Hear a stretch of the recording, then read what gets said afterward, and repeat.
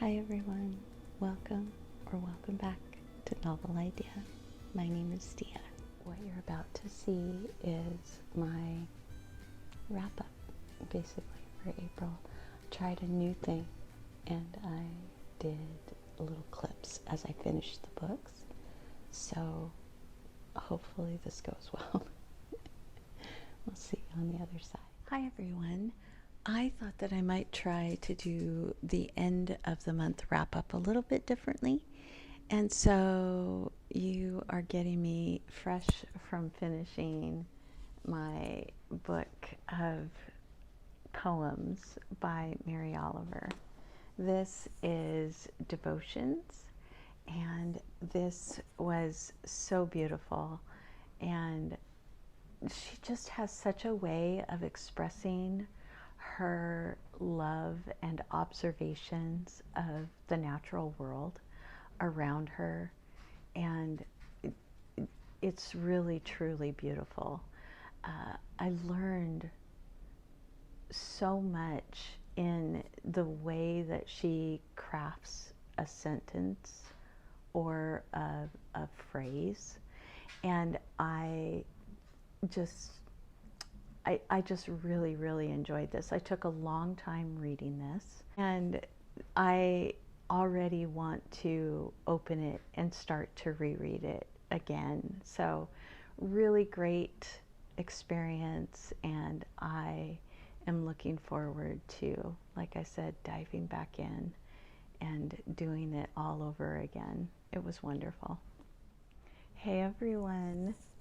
I have finished another book, and I've got more that I'm reading over there. I finished another book. I finished His Family by Ernest Poole. It's the book that we are reading for Tiffany's Patreon this month, and it is the very first winner of the Pulitzer Prize. It was okay. It wasn't a terrible book. I just found the writing to be like really simplistic. It was about a man whose wife has passed away. He's trying to raise 3 daughters on his own, and they each kind of have this personality that he doesn't exactly understand or get along with. And so it's mainly this book that is just chronicling the seasons of change in his life and the seasons of change in his daughter's lives, and the fact that he just doesn't get them. And some of the choices that they make are not great. I didn't feel very connected to any of the characters.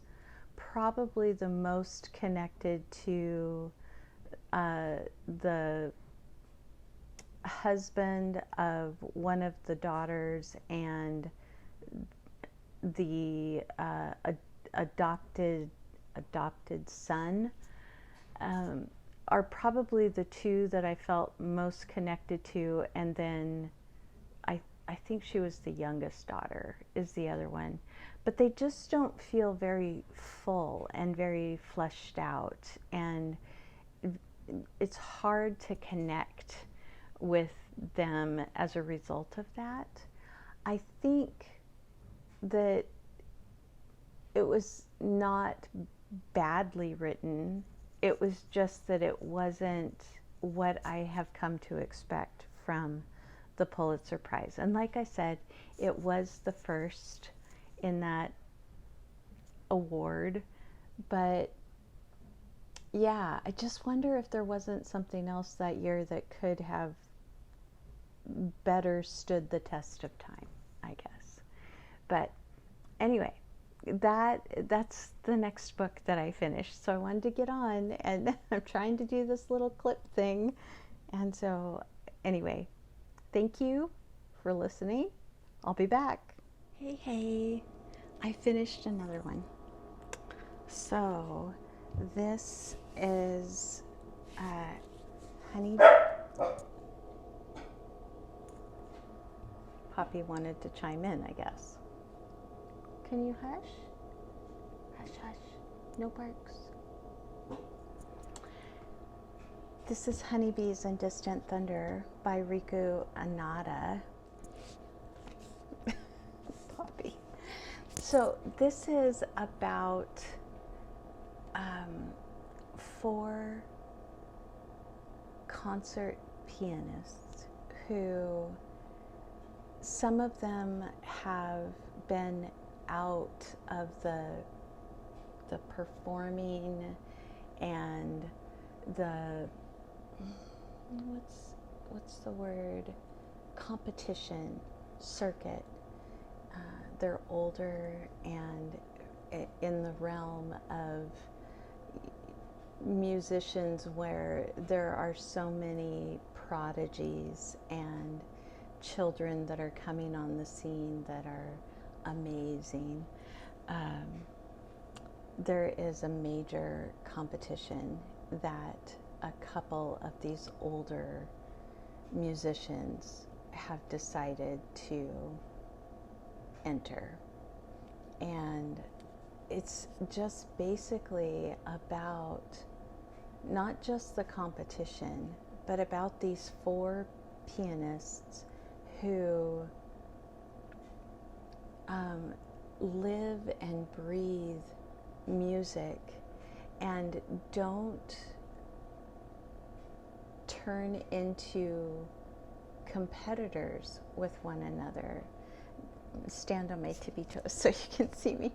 They have such a camaraderie and a love, a deep love for music, that all they want to do is see musicians who can really communicate through music succeed. And it's so fantastic. It's beautifully written. The only thing that got me was the end just kind of fell flat a little bit. There's this build-up in the book, and it's wonderful because you're just kind of hoping and wanting so much for these young people. And then when the book ends, it just kind of ends it doesn't end abruptly, but it just ends without any kind of fanfare, really. And you expect there to be a little bit more than what it does at the end. So I still loved it. I still think it's amazing, but it's just not quite what I wanted right there at the very end. So I will say that the writing in this is really what did it for me. It is absolutely beautiful. I'm sure that Riku Onda is a musician because of the way that she communicated what the music was saying, what it was doing, how it was feeling, all of that. And it's really, really beautiful. So the ending made me a little bit sad, but overall I still thought it was just such a wonderful, wonderful book. Perfect for my flower prompt from Chantel Reads All Day's Bookshelf Challenge as well. Yeah, and it starts off talking about the honeybees, but by the end we don't hear much about them. And I was really intrigued by it at the beginning, and I really wanted it to follow through. So there are just a couple of little things that let me down a little bit, but not very much. You can see it's highly, highly tabbed up because it is so incredibly written. It really is. So there you go. There's another book down. Hi, I finished another book.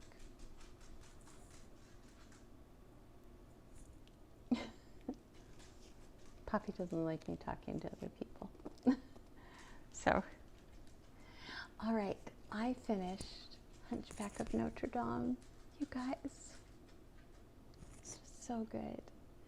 I was reading this with Charlene from Coffee and a Book, Lauren, who is a commenter on the channel, and also Tiffany from Beautiful Minutia.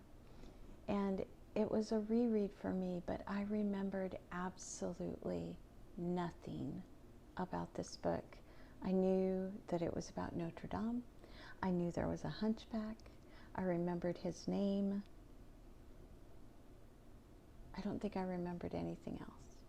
I did not even remember that Quasimodo was a bell ringer. I remembered that there was a character that I really didn't like, but I didn't remember his name. I did remember that there was a girl. I didn't remember anything about her. I just remember that I did like it when I read it the first time. Guys, this is so wonderful. How did I ever forget any part of this story? It is so incredibly hard and heart-wrenching and beautiful. Victor Hugo is such a storyteller. My copy is translated by Catherine Liu, and she did a wonderful job. I have no idea what it says in the original French, but what she did in here was so lovely, and I so enjoyed reading this book. Lots and lots of tabs. How do you forget a book this impactful? There were moments where I almost cried, which for me is a big deal in a book. Oh my goodness. I didn't expect to laugh. I did. I didn't expect to almost cry. I did. I did not expect for this to end in a way that was satisfying, and it did. What a story. You guys, this was a reread, but I will guarantee that this is going to be in the top books of the year at the end of the year, because I didn't remember anything. I remembered nothing. There's no reason why this should not be on my books of the year, like first time reads, because it felt like the first time. Oh, if you have not read it, do yourself a favor. Read this book. Read it. It's wonderful. All right, one more book. I just finished Charles Dickens, David Copperfield. I was reading this with Stephanie. It's always so much fun to read with Stephanie, because all we do is call each other and say, this is enchanting, or this is so endearing, or I love this person or this character. I would usually start, we did 2 chapters a day, and I would usually start and the one chapter the night before, and then I would read the next one in the morning before I would leave her a message. And it was just perfect to take at that pace. Toward the end, we were like, I just want to read it. I just want to read it. So we did. We just put everything else aside and finished it up. And just like with Hunchback, there were moments of such poignancy in this book, and yet it made me laugh, and I knew that Davy was going to be okay in the end. It's a Dickens. So I kind of had this feeling that Davy was going to just be okay.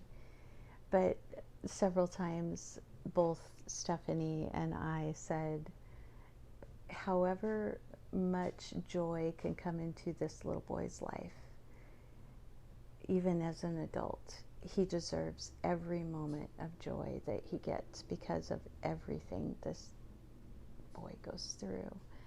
And I think my favorite characters in here are some of the side characters. They're not the main characters. And I have to switch hands here. Whew. Let's see. There. Prop my elbow up so that I can do this, because this book is heavy. So anyway, loved it.